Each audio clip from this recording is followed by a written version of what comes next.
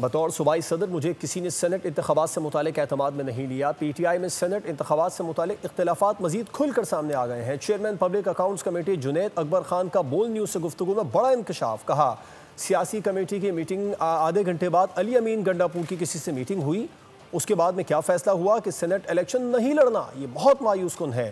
ہمیں لڑنا چاہیے تھا، پتہ چلتا کون کھڑا ہوتا ہے کون نہیں۔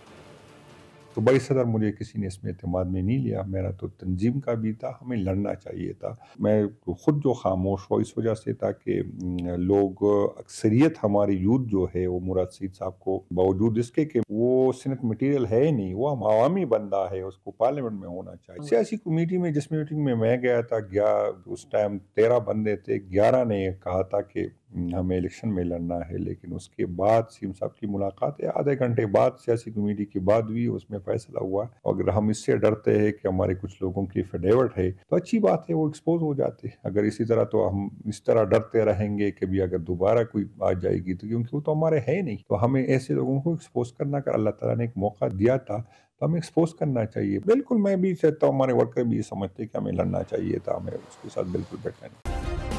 سبسکرائب کریں اور بیل دبائیں تاکہ کوئی خبر رہ نہ جائے۔